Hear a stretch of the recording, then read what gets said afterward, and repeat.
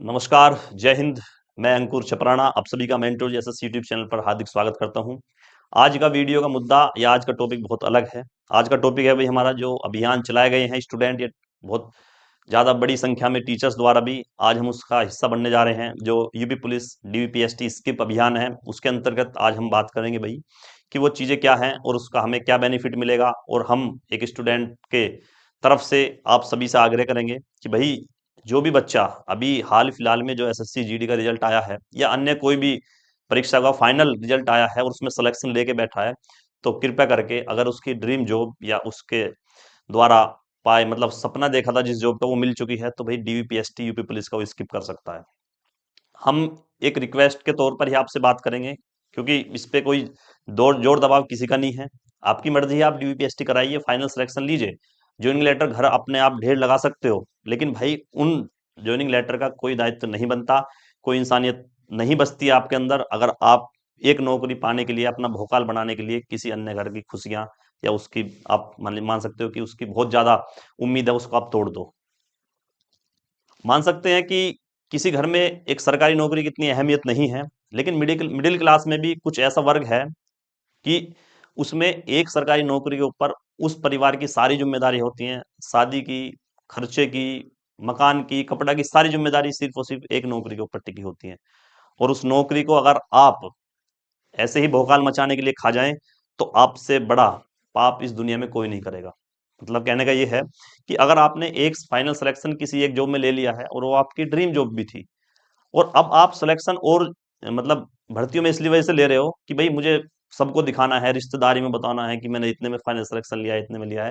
भाई उसका कोई दायित्व तो नहीं बनता है। आपसे बड़ा मूर्ख इस दुनिया में कोई है ही नहीं। क्योंकि जिंदगी में एक स्टूडेंट लाइफ में आपको कभी ऐसा मौका नहीं मिलेगा कि किसी की आपको सेवा करने का ऐसा या एहसान करने का, मैं ऐसा नहीं बोलूंगा कि आपको ऐसा मौका मिले। आपको ये मौका मिला है तो कृपया अपनी तरफ से अपनी एक नौकरी को स्किप करके, डीवीपीएसटी को स्किप करके किसी अन्य की झोली में डालो, गरीब की झोली में डालो, जिसमें खुशियां आपको ज्यादा मिले और आपको ऐसा मतलब वो एक मिलते हैं ना कि उसका फल आपको आने वाले जीवन में, आपके आने वाली नौकरी में मिल सकता है।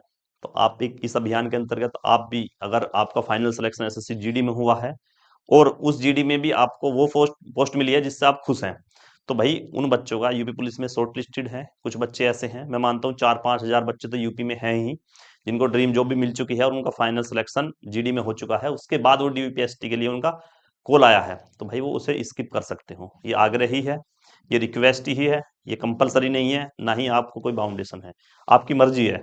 हम आपसे सिर्फ रिक्वेस्ट कर रहे हैं, और बड़े बड़े टीचर्स और बहुत भी स्टूडेंट्स आपसे करेंगे। आपको देखना होगा कि अगर आप फाइनल सेलेक्टेड हो, तो आप कृपया अगले वाली जॉब की मतलब फाइनल सिलेक्शन के लिए आप एक सीट ना खोएं किसी गरीब की। ठीक है, वो गरीब भी हो सकता है और वो इतना गरीब हो सकता है कि आपको तो जरूरत नहीं है उस नौकरी की, उसे इतनी जरूरत है कि वो आपको अपनी फीलिंग एक्सप्रेस नहीं कर सकता।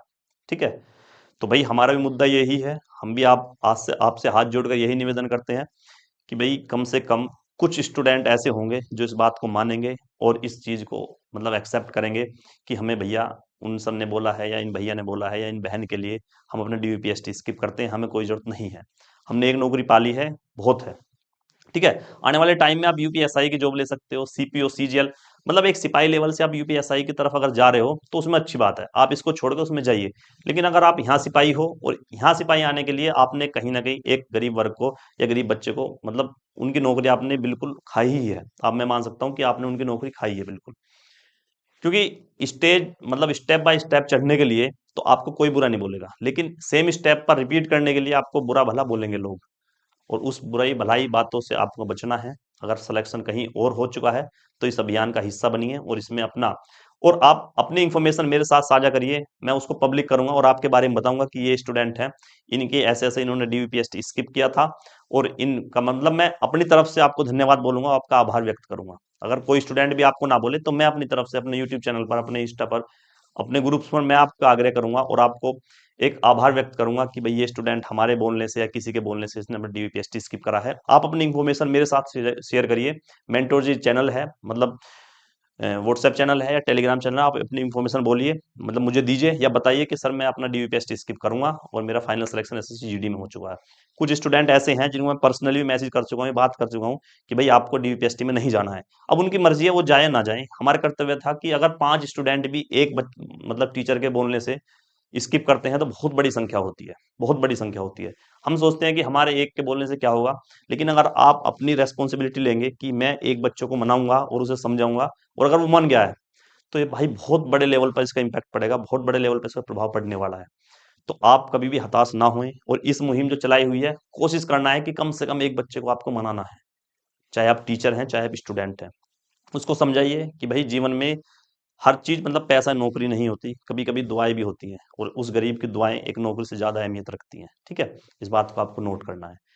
ये सारी जो प्रोसेस है कि एडमिट कार्ड कब आए हैं, कहाँ ये सेंटर है, क्या क्या ले जानी है, मैं बाद में बात करूंगा। सबसे पहले मेन मुद्दा इस वीडियो का यही था कि मेरे इस वीडियो से कुछ स्टूडेंट का भला हो, और कुछ स्टूडेंट्स का माइंडसेट ऐसा हो चुका है कि वो बस जाएंगे ही इसलिए कि बस मुझे दिखाना है कि भाई मेरे तो 4 भर्ती में या 5 भर्ती में फाइनल सिलेक्शन है।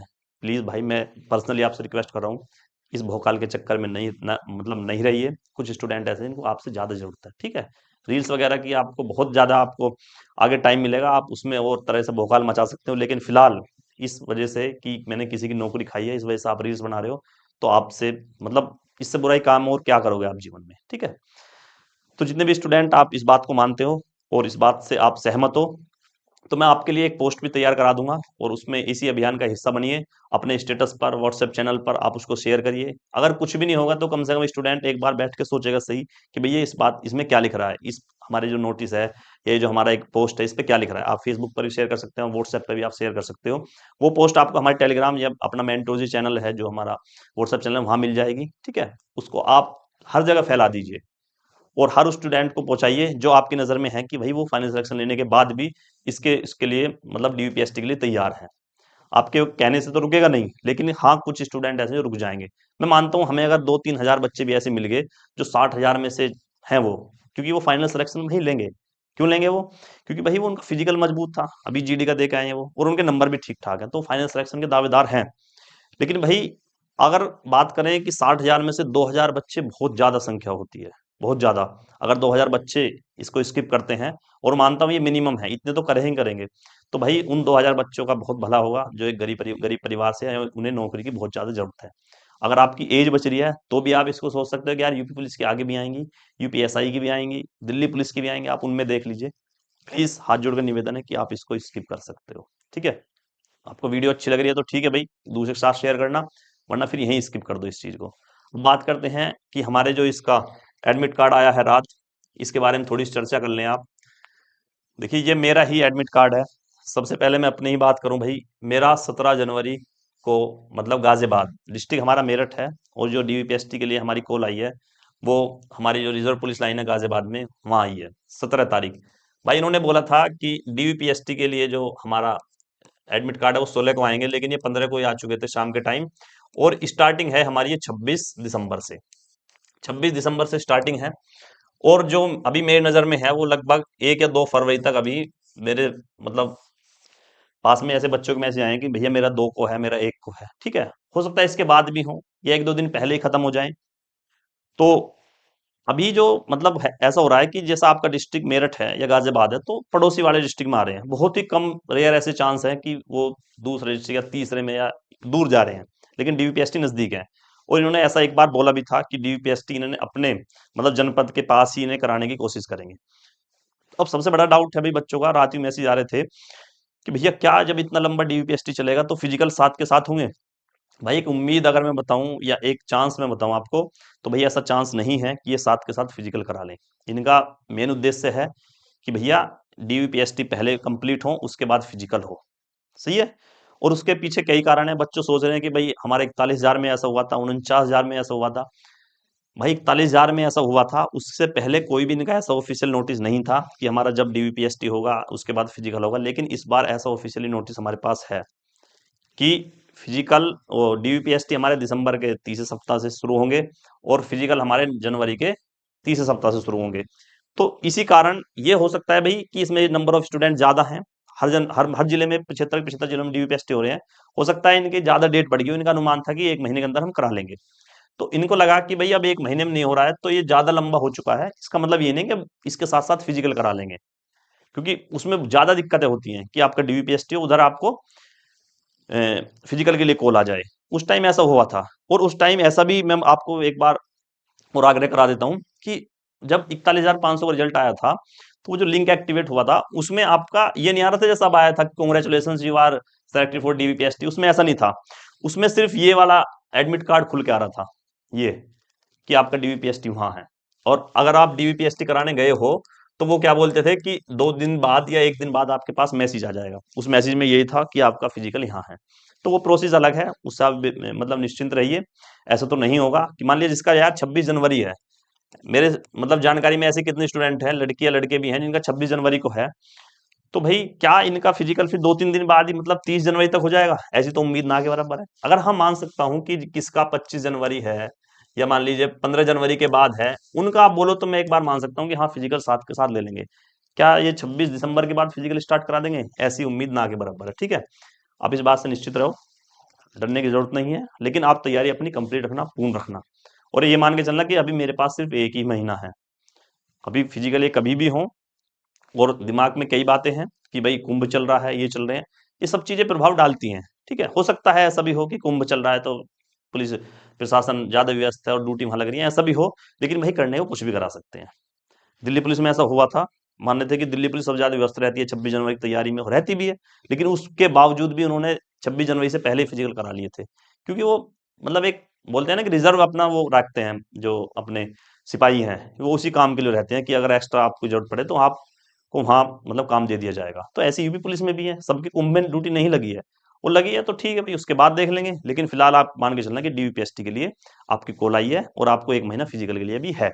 तो तैयारी अपनी पूर्ण रखना, तैयारी अपनी पूरी रखना है। लेकिन ऐसा मुझे लगता है कि 1% चांस है कि ये साथ के साथ फिजिकल करा लें, 1 ही % मुझे लगता है। बाकी होता है तो देख भाई क्या हो रहा है।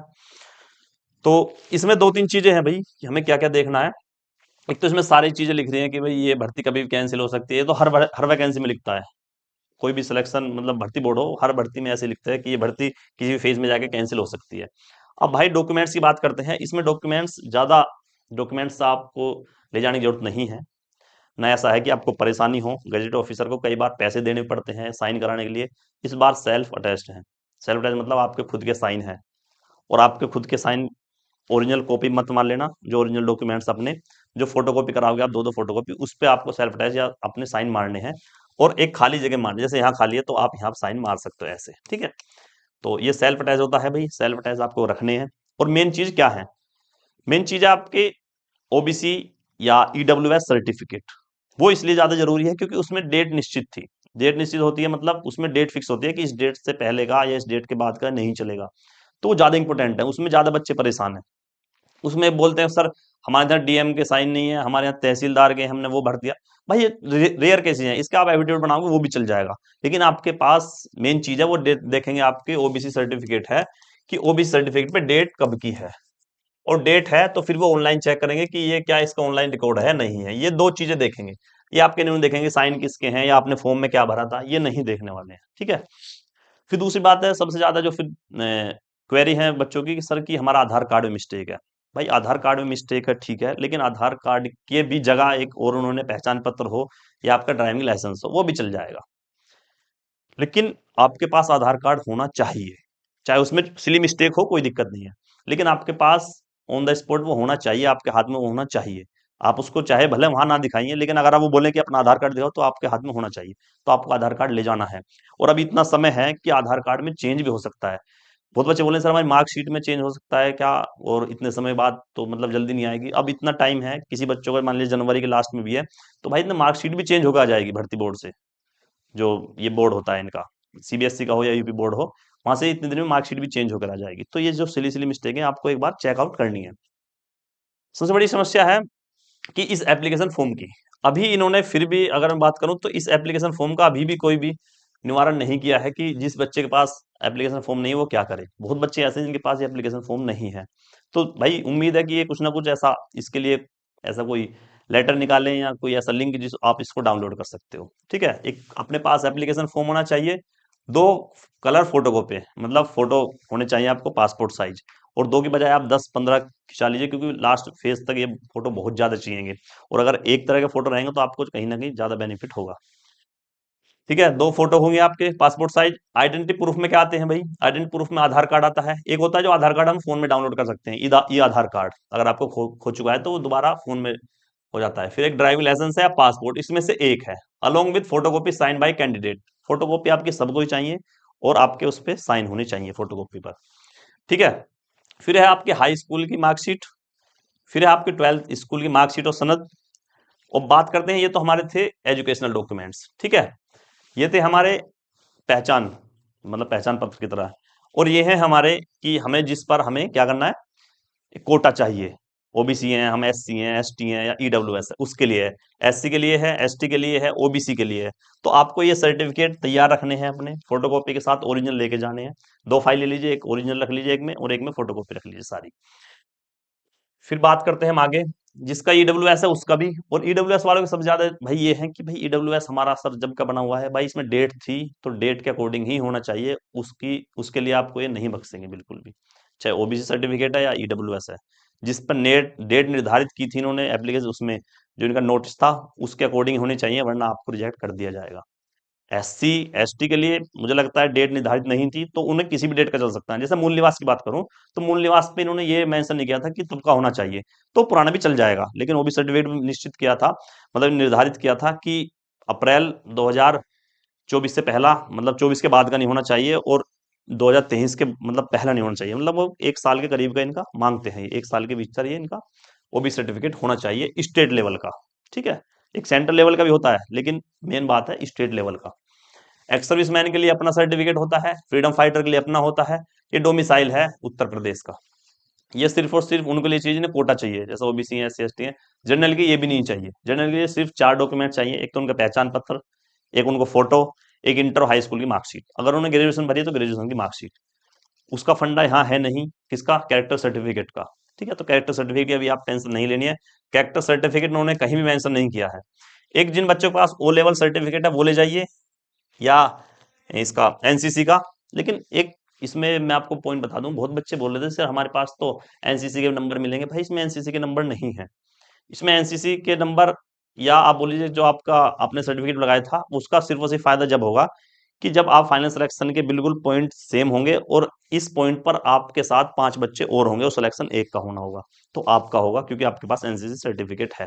ठीक है, 2-3 अब उस पे मतलब प्रभाव डालते हैं, जैसे जिसकी एज ज्यादा है, एक तो उसको प्रायोरिटी दी जाती है, या किसी के पास एक्स्ट्रा डॉक्यूमेंट है, जैसे मान लिया कोई नेशनल स्पोर्ट्स खेला है या कुछ ऐसा सर्टिफिकेट है, तो उसको ज्यादा प्राथमिकता दी जाती है। तो एनसीसी सर्टिफिकेट एज अ या ऑप्शनल यूज होता है, या एज अ प्रेफरेंस यूज होता है। ठीक है, इसमें नंबर नहीं मिलते हैं दिल्ली पुलिस में, जबकि इसके नंबर मिलते हैं। तो ये वहम निकाल दीजिए कि सर हमें तो अभी एनसीसी के नंबर मिलने हैं या उसके मिलने हैं। तो ये बातें थी हमारी डीपीएसटी को लेकर। जो अपने डॉक्यूमेंट्स हैं उनको अभी भी सही करा लो, और अपने नजदीकी जो भी साइबर कैफे वगैरह हैं जिसका एप्लीकेशन फॉर्म नहीं मिल रहा है, तो एक बार वहां जाके अपना चेक करा लो, उनके पास होगा, या मेल आईडी पर आप देख सकते हो, या फिर अब भाई इंतजार करिए। ठीक है, और जो हमारी वीडियो का उद्देश्य था या मुद्दा था वो यही था कि एट द एंड हमें स्किप करने की कोशिश करनी है, जबरदस्ती नहीं है, लेकिन आपका इतना सा सहारा या इतनी सी आपकी जो मान लीजिए मदद बहुत बड़ा सहारा दे सकती है किसी परिवार को। ठीक है, तो भाई उम्मीद है आप इस चीज को समझेंगे, और इस चीज को, इस वीडियो को दूर तक फैलाएंगे और दूर तक शेयर करेंगे। ठीक है भाई, मिलते हैं अगली वीडियो में, जब तक के लिए जय हिंद जय भारत।